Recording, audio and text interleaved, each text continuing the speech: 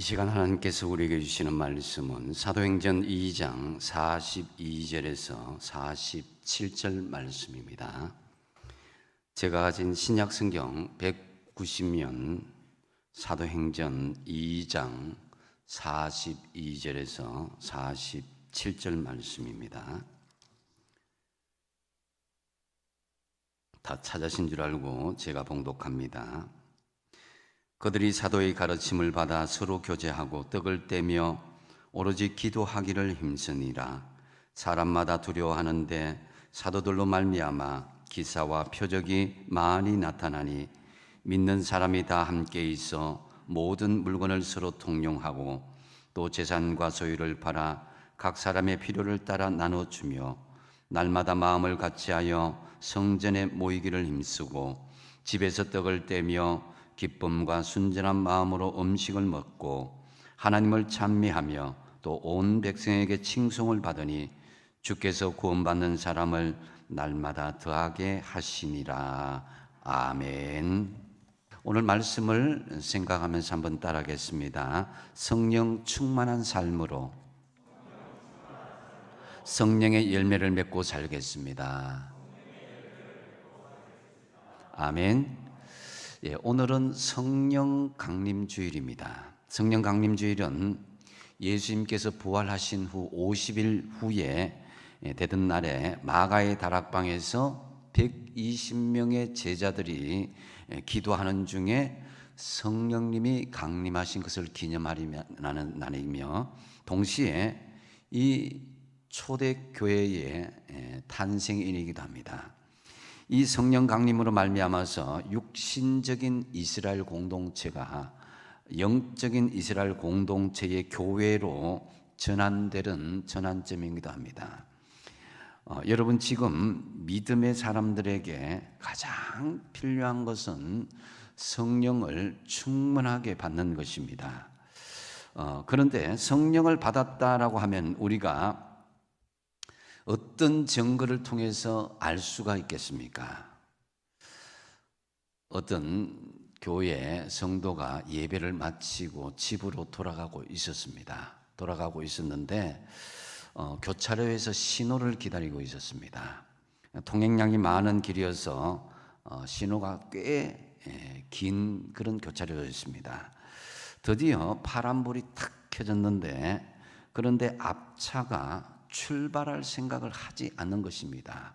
뭘 보는지 뭘 다른 걸 전화를 받는지 해서 그래서 참다 못해서 빵빵하고 경조등을 울리고 또 전조등을 막 번쩍번쩍 하면서 그렇게 표시를 했습니다. 좌우 차선의 차선은 막 출발하고 가는데 어떻게 옆으로 방향을 해서 하기도 어려운 그런 시기에 출발을 더디게 하는 바람에 결국 그만 신호가 바뀌고 말았습니다. 몹시 화가 난 이 교인은 창문을 내린 후에 막 큰 소리를 질러서 그 앞차를 향해서 소리를 질렀습니다. 그래도 화가 풀리지 않아서 막 핸들을 막 내리치면서 막 자기의 분을 풀었습니다. 그러자 멀리서 이 광경을 바라보는 경찰관이 자기한테로 오는 거예요. 그래서 나는 잘못이 없다고 이렇게 항의를 했지만은 운전면허증을 제시하라고 해서 할 수 없이 운전면허증을 제시하고 한참이 걸려서야 가도 좋다고 이렇게 그런 신호를 받게 되었는데 그래서 그 교인이 하도 답답해서 경찰관에게 따지고 물었습니다. 아니 앞차 신호가 움직이지 않아서 소리쳤다고 해서 이렇게 죄 없는 나를 대해도 되는가? 라고 이렇게 항의를 했다고 합니다. 그러자 경찰관이 이렇게 대답하는 것입니다. 자기도 처음에는 이렇게 운전면허증을 제시받을 생각은 없었다고. 그런데 그 당신의 이 차량 뒤쪽에 보니까 이 성경책이 있고 뒤에는 이 물고기, 교회 다니는 물고기 표시가 있어서 교회 다니는 사람인데 저렇게 성질이 난폭하고 그렇게 막 경적을 울리고 소리를 지른다면 저건 분명히 도난 차량일 가능성이 많다. 예. 이런 생각을 하고 당신을 이렇게 면허증을 제시하라고 했다라는 거예요. 그 사람이 아무런 말을 하지 못했다는 것입니다.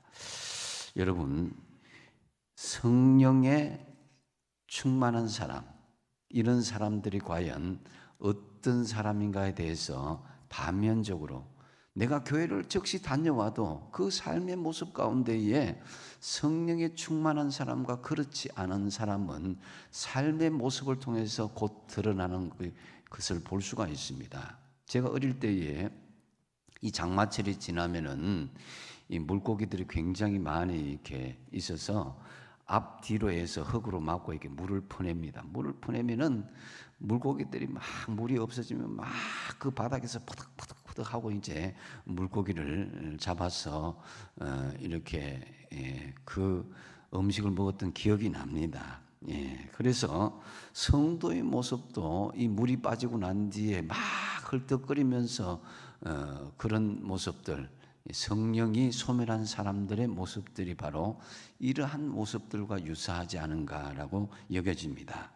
우리의 삶이 성령으로 충만하다면은 우리의 내면뿐만 아니라 내면에 흐르는 그 모든 삶도 거기에 성령의 은혜가 나뿐만 아니라 다른 사람들에게도 영향을 미칠 수밖에 없다는 것입니다. 말과 행실에서 선한 영향력, 하나님의 은혜의 영향력을 끼칠 수밖에 없는 것이죠. 에베소서 5장 18절 말씀에 하나님께서 이렇게 말씀하십니다. 술 취하지 말라, 이는 방탕한 것이니 오직 성령으로 충만함을 받으라 그랬습니다. 술 취함과 이 성령의 충만함은 상당히 유사한 점이 많죠. 그래서 술에 취한 사람은 온몸에 술 기운이 가득 찹니다. 옆에 가면 술 냄새가 쿨쿨 나고 얼굴이 벌겋고 막 걸음걸이가 비틀거리고 머리가 빙빙 돌아지고 어지럽고 속이 뒤집히고 난폭한 말을 하기도 합니다. 성령으로 충만한 사람도 외형적으로 금방 표시가 나는 것을 볼 수가 있습니다. 얼굴 빛이 달라지죠. 환해지죠. 기쁨이 넘치는 표정이고 마음이 평안한 것이 그 얼굴에도 행동에도 나타납니다. 말과 행동이 부드러워지고 온화해지고 사람들을 격려하고 칭찬하고 사랑하는 표현을 편안하게 할 수가 있죠. 그래서 예수님의 향기가 나고 흔적이 드러난다고 합니다.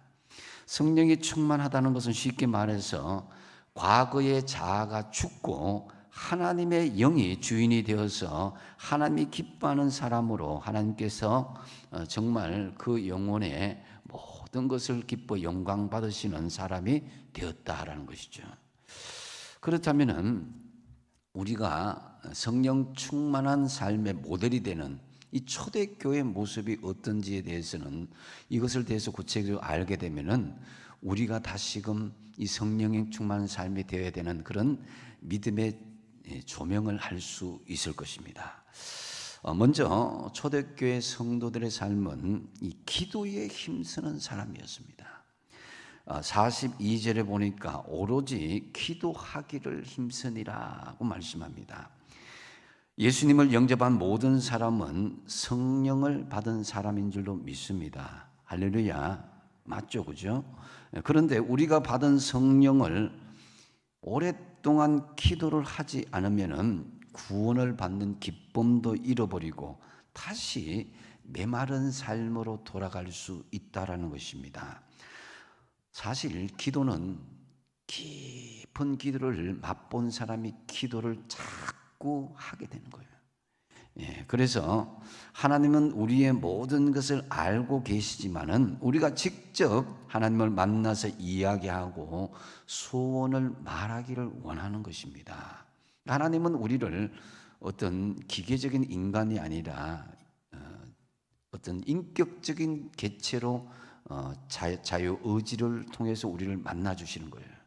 그래서 이사야서 55장 6절 말씀에 너는 강제로 나를 만나러 오거라 이게 아니라 너희는 여호와를 만날 만한 때에 찾으라, 가까이 계실 때에 그를 부르라 그랬습니다. 성경에 우리가 많은 신앙의 위인들, 이 사람들을 보면은 하나님께서 기도할 기회를 탁 열어줘요.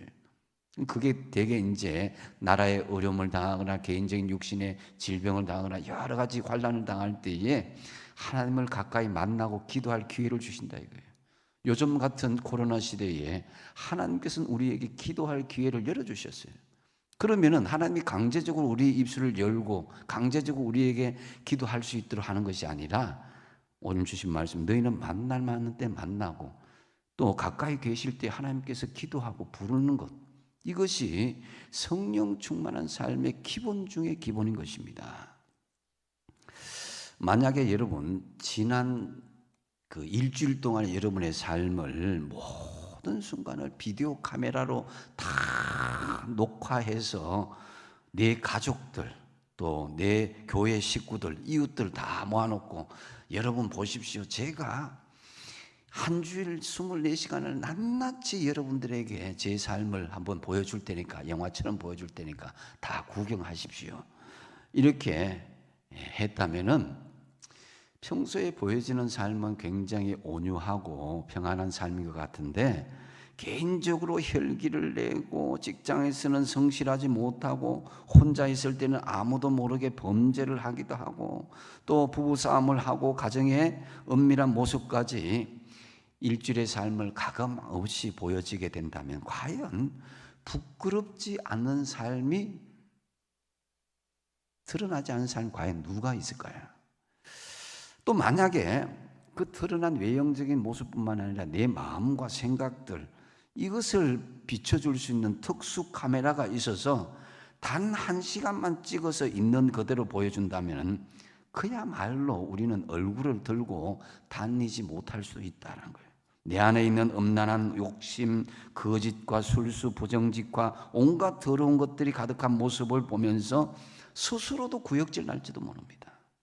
하나님 앞에 그래서 우리는 죄성이 많은 우리 모습들을 이대로 가질 수가 없기 때문에 우리 안에 있는 더러운 것을 비우고 다시 새로운 것을 채워야 되는 거예요.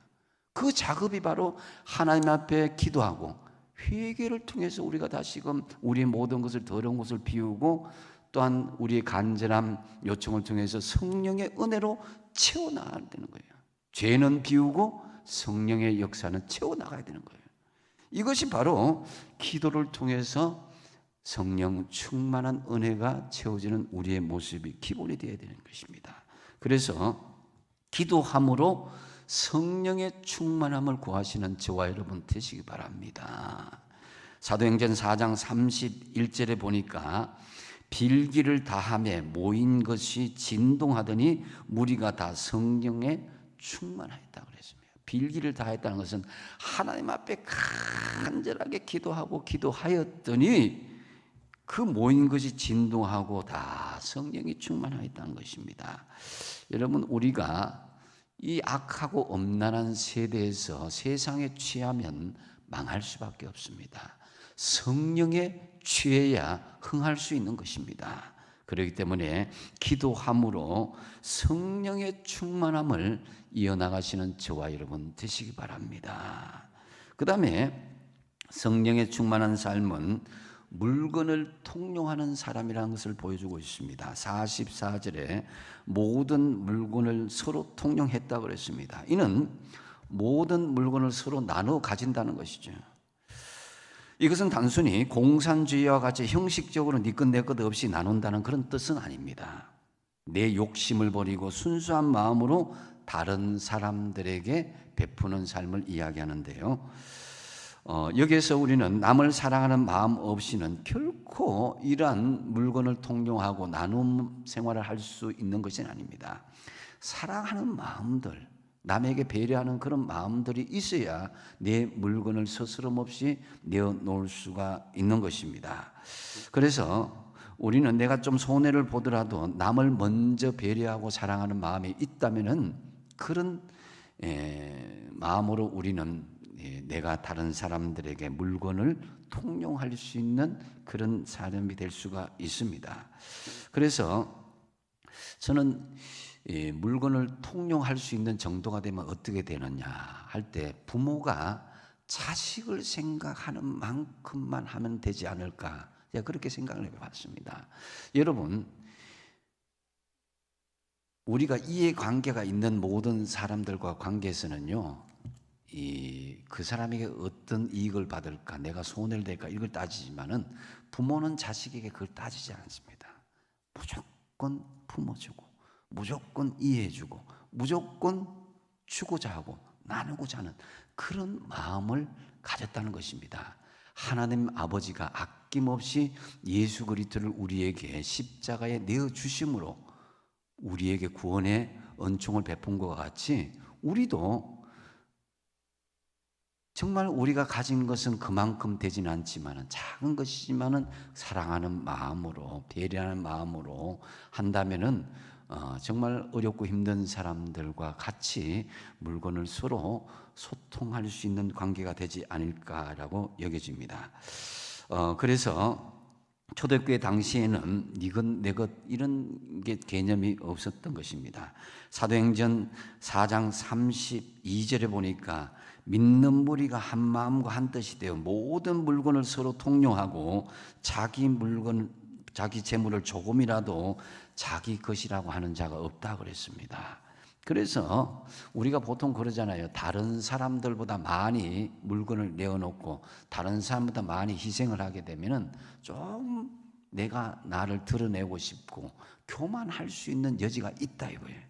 하지만 단 한 사람도 초대교회는 그런 사람이 없었습니다. 이 부분에서 우리는 참 놀라지 않을 수가 없습니다. 왜냐하면 오늘날 이 시대의 사람과는 너무나 다른 모습인 것입니다. 여러분, 교회란 어떤 곳입니까? 교회에 다니면 이 교회 공동체는 바로 가치관이 변화된 사람이에요. 세상적인 가치관에서 하나님을 향한 영적인 가치관으로 변화된 거예요. 이 땅의 소유의 개념에서 영원한 하나님 나라를 가는 하나님 나라의 백성의 개념으로 바뀐 것입니다. 그렇기 때문에 우리는, 이 교회는 정말 돈 문제가 이렇게 걸리면은 세상 사람들은 막 부모나 형제와 친구 모두 필요 없고 사생결단을 하고 달려드는 것이 이 세상이죠. 하지만 교회는 세상과는 다른 모습을 보여줄 수 있어야 됩니다. 돈보다 더 중요한 것이 있음을 보여줄 수가 있어야 되는데, 우리의 가치는 이 세상에 어떤 세상적인 물질에 있는 것이 아니라 영원한 하나님 나라의 가치를 둘 수 있어야 되는 거예요. 하지만 현실은 쉽지가 않습니다. 교회 안에 가치관이 바뀌지 않은 사람이 적잖게 있습니다. 말로는 물질은 다 하나님의 것이라고 하면서도 현실은 다 자기 것이라고 생각하고 움켜잡는 경우가 많이 있습니다. 근데 이제 다른 것이라고 생각하는 세상 사람들은 자기 힘으로 돈을 모으지만, 교회 안의 사람들은 하나님의 힘으로 힘을 빌어서 돈을 모으려고 하는 것, 이 차이를 부리는 거예요. 이게 문제입니다. 그러니까 진정으로 구원받고 성령으로 충만한 사람은 이 세상에 영원하지 않는 이 물질에 영원한 가치를 두지 않아야 되는 거예요. 먹을 것과 입을 것, 그것으로 만족하고 자족할 수 있어야 됩니다. 이스라엘 백성들이 이 광야에서 매일매일 한 개의 만나만으로 자족할 수 있도록 하신 것이 바로 하나님의 은혜만으로 이 세상에 살아갈 수 있다는 것을 보여주고, 영원한 만족은 하늘나라의 가치로, 하늘나라의 백성으로 살아가는 것임을 이 광야 이스라엘 백성들에게 훈련시켜 주신 거잖아요.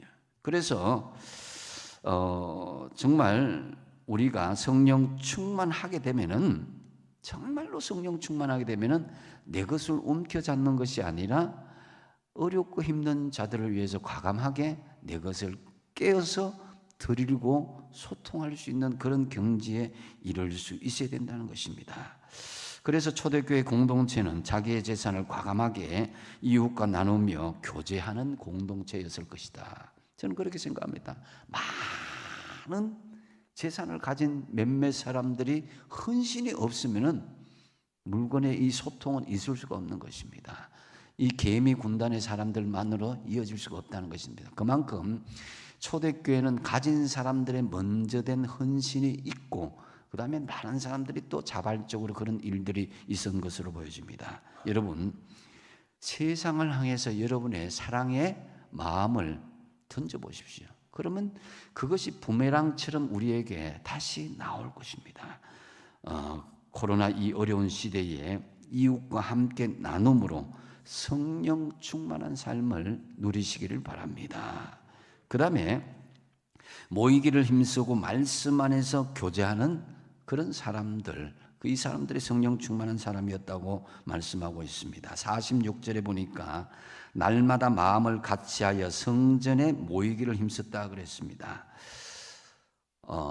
오늘날 코로나 시대에 모이기를 힘쓰라 하는 것, 이것은 현실에 맞지 않다고 하지만은, 그러나 여러분, 교회의 본질은 모이는 것에 중점을 두고 다시 모이는 것에 힘을 얻어서 흩어지는 그런 각자의 삶 속에서 영향을 끼칠 수 있어야 됩니다. 아무리 좋은 장작도 하나로 떨어져서는 불이 오래 가지 않습니다. 그래서 여러 장작이 모이게 되면 불이 타게 되고 영적인 그런 불이 붙는 것과 같습니다. 그래서 개인적인 신앙은 한계가 있습니다. 모이는 교회, 성령 안에서 말씀과의 교제, 오늘 말씀 가운데서도 그 사람과의 교제를 이야기하는데요. 42절에 보니까 그들이 사도의 가르침을 받아 서로 교제하고 떡을 떼었다 그랬습니다. 성도의 교제는 바로 가르침이 있는 교제가 되어야 되는데, 목회자의 가르침을 잘 받고 말씀 안에서 교제를 받을 때에 진정한 성령의 역사를 체험하고 그 역사를 통해서 세상 속에서도 선한 영향력을 끼칠 수가 있는 것입니다. 그래서 아울러 떡을 떼며 교제했다 그랬습니다. 이 코로나 시대에 가족 간의 교제에 여러분 많이 힘쓰시기 바랍니다. 이 교회 공동체 간의 이런 큰 공동체는 지금 현재는 상황적으로 좀 유보되었다고 하지만은 지금 계속 실천할 수 있는 것은 가족 간의 영적인 교제는 더 튼튼하게 이어나갈 수 있다는 것입니다. 이제 코로나 이것이 끝나게 되면은 서로 관계가 서먹하거나 모르는 성도 간에 더 교제에 힘써야 될 우리는 숙제를 가지고 있습니다. 잠시 교회 공동체 안의 교제가 좀 소홀하게 된 건 있지만 이제 코로나가 끝나면 이전보다 더 우리가 영적인 교제가 깊이 교류되어야 진정하고 건강한 영적인 공동체로 세워질 수가 있는 것입니다. 주님의 제자 마태는 식사를 나누면서 자기 친구를 초대하면서 말씀을 듣게 하였고, 그때 많은 세리와 죄인들, 이 사람들이 주님의 식사의 교제를 나누고 말씀을 듣고 회개하고 주님을 믿은 그 내용들이 있습니다. 서로 정말 음식 교제도 하고 그렇게 하면 마음도 풀어지고 따뜻해지는 것을 볼 수가 있습니다. 그 식탁 교제를 통해서 주님은 그 교제하는 그 가운데에 하나님께서 주시는 그 은혜의 말씀을 전달하는 것을 볼 수가 있습니다. 특별히 교제는 빌립보서 2장 2절에서 4절 말씀처럼 교제할 수 있어야 됩니다.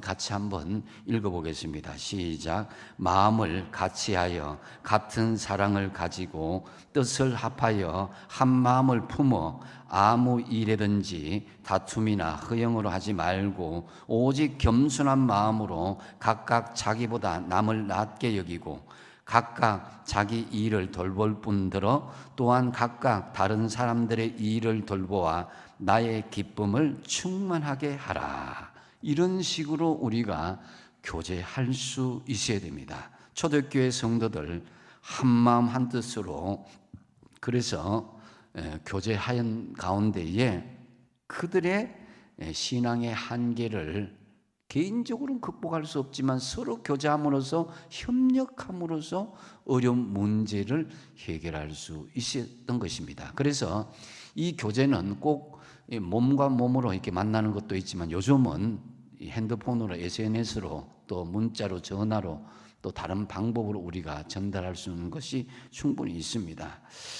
히브리서 10장 25절 말씀에 모이기를 피하는 어떤 사람들의 습관과 같이 하지 말고 오직 권하여 그날이 가까움을 볼수록, 정말 마지막 때가 가까울수록 더욱 모이는 것에 힘쓰라고 말씀하고 있습니다. 코로나 시대에 우리는 예배 모이는 것에 속을 해서는 안 됩니다. 그래서 모이기를 힘쓰고 말씀 안에서 교제하기를 힘쓰므로 더욱 충만한, 성령 충만한 삶을 이어 나가시기 바랍니다. 그리고 하나님을 높이고 찬양이 넘치는 사람들의 모임, 이것이 성령 충만한 모임의 모습을 보여주었습니다. 47절 상반절에 보니까 하나님을 찬미했다 그랬습니다. 찬미의 사전적인 의미를 찾아보니까 아름답고 훌륭한 것을 기리어서 칭송하고 찬송하는 것이다 라는 거예요. 우리의 삶의 목표가 하나님을 높이고 찬송하는 것이 일상화되어야 되는 것입니다. 성령 충만함을 경험하지 못하면 찬송을 해도 유행가보다도 즐겁지 못하는 거예요. 교회에 다니는 분인데 찬송가를 4절까지 부르지 못하면서 유행가는 청산유수처럼 부르는 사람들이 있습니다. 이랬어야 되겠습니까? 성령 충만하면 저절로 찬송이 나오고 정말 찬송 가운데 영적으로 춤이라도 춤추고 싶은 그런 마음이 우러나야 될 것입니다. 그래서 여러분의 생활에 얼마나 하나님을 높이고 찬양하는 생활을 하는지 한번 생각해 보시고 항상 하나님을 높이고 찬양하는 성령 충만한 믿음 생활을 이어나가시기 바랍니다. 그 다음에 이웃들에게 칭송받고 선한 영향력을 끼치는 사람이었습니다. 47절 중반절에 보니까 또 온 백성에게 칭송을 받았다 그랬습니다. 초대교회 성도들은 하나님께 영광을 돌리는 것뿐만 아니라 주변에 있는 모든 불신자들에게도 인정을 받았음을 볼 수가 있습니다. 더욱이 당시 성도들의 이러한 경건한 삶으로 인해서 복음을 듣고 구원을 얻는 사람들이 날마다 더하여 갔던 것입니다. 우리가 불신자를 대하는 방법 여러 가지가 있습니다. 그 중에서 가장 효과적으로 전도하는 방법이 바로 여러분의 삶으로 전도하는 방법이라는 것입니다. 입술로 전도하는 방법도 있지만은 우리의 생활이 불신자들의 본이 되지 못하면 우리의 말이 훌륭해도 그들의 마음이 움직여지지 않습니다. 그러니 우리가 말은 없을지라도 우리의 생활이 불신자에게 본이 되고 정말 빛이 되어질 때에 그런 모습을 보면서 주변의 사람들도 나도 저 사람처럼 예수를 믿어봐야겠다 하는 그 마음의 감동이 오지 않겠습니까? 그래서 정말 하나님께 영광을 돌리지 못하는 그런 하나님의 복음을 가로막는 일이 없도록 우리 스스로는 정말 많은 자들에게 구원의 길로 인도하는 그런 믿음의 가교의 역할을 감당할 수 있어야 됩니다. 우리 자신이 칭찬받고 우리 교회가 칭찬받는 교회가 되어야 된다는 거예요. 47절 하반절에 보니까 주께서 구원받는 사람을 날마다 더하게 하시니라 그랬습니다. 참으로 놀라운 축복입니다. 믿는 자의 수가 3,000명으로 5,000명으로 막 그 수는 막 기하급수적으로 늘어났습니다. 말하자면 초대교회는 구원의 방주의 역할을 충실하게 잘 감당을 했던 것이죠. 성도의 입장은 세상적으로 볼 때 욕을 먹든지 아니면 칭찬을 받든지 두 가지 중에 하나입니다. 장미꽃이 살아서 향기를 바라면 그렇게 아름다울 수 없습니다. 그리스도인이 그래야 되는 거예요.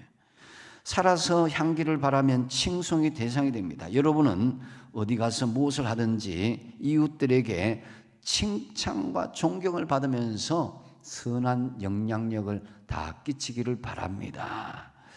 자, 이상이 성령 충만한 초대교회의 특징이었습니다. 성령께서 임재하자 이 같은 놀라운 일들이 벌어진 데 됐는데요. 그런데 여기서 우리가 한 가지 중요한 것 짚고 넘어가야 될 일이 있습니다. 그것은 이렇게 성령 충만했던 사람들이 얼마나 그 성령 충만함을 지속했느냐 이거예요. 사실 초대교회 성령 강림이 있은 지에 약 30년이 지난 후에 바울이 예루살렘으로 갔을 때에 바울을 영접한 성도들은 극소수에 불과했습니다. 무려 하루에 3,000명, 5,000명 정도가 늘어날 정도였다면 30년이 지났다면 예루살렘 전체가 거의 성도가 되었고 이스라엘 전체가 정말 성도의 그런 삶으로 변화되어야 될 텐데, 그러나 실제로는 전혀 그렇지 못했습니다. 예루살렘 도처에는 바울을 죽이려는 사람으로 가득했고 복음을 반대하는 많은 사람들이 있었다 이거예요. 만약에 로마 군대 천부장 글라우디오 루시아가 군대를 풀어서 바울을 지켜주지 않았더라면 바울은 로마에 가기도 전에 예루살렘에 죽었을 것입니다. 그렇다면 이때 그 많은 성도들이 도대체 어디로 갔냐 이거예요. 성령 충만을 받고 3,000명, 5,000명 그런 많은 사람들이 있었는데 도대체 30년이 지난 후에 이들의 행적이 온데간데 없이 사라졌다는 거예요. 사도행전 2장과 4장 이것이 지나고 나면은 가족을 포함해서 수만 명에 이르렀던 이 거대한 무리가 흔적도 없이 사라지는 것을 볼 수가 있습니다. 이것은 무엇을 의미하고 있습니까? 그들의 행위, 즉 3,000명이 앞다투어 예수를 믿고 또 5,000명이 세례를 받고 이렇게 나선 것이 바로 진정한 성령의 충만한 삶, 이 열매를 계속 맺지 못하고 이어가지 못했다는 것입니다. 수천 명이 일시적으로 말씀을 배우고 기도에 힘쓰는 것 같았지만 본질적인 성령의 충만한 변화, 이것이 있지 않았다는 거예요.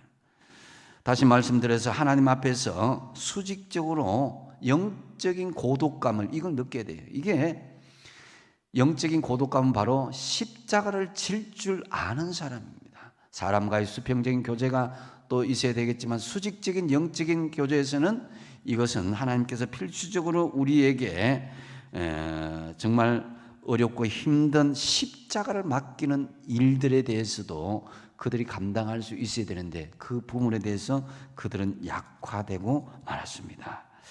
여러분들에게 솔직하게 질문을 한번 해봅니다. 오늘 저와 여러분의 신앙은 어떤 신앙입니까? 진정으로 성령 충만한 삶을 지속적으로 이어나가고 있습니까? 이제 말씀을 맺습니다. 여러분, 초대교회는 성령 강림과 함께 시작되었습니다.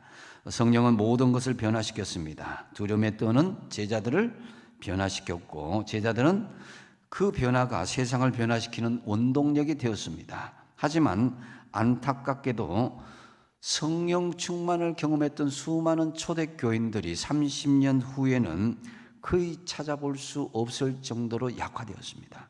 여러분, 우리가 아무리 믿음을 가졌다 하더라도 성령님을 계속적으로 그 은혜를 유지하려고 한다면은 정말 우리가 뼈를 깎는 그런 믿음의 노력이 있어야 되는 것을 우리가 알 수가 있습니다.